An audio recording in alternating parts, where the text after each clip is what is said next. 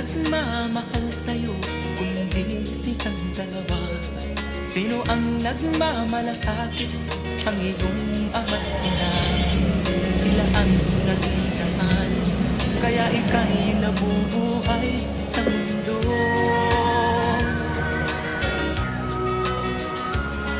Ano man ang mangyari, hindi sila magbabago.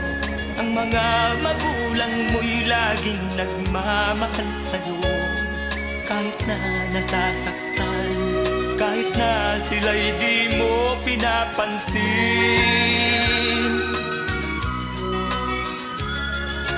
Kung nalalaman mo lang mga hirap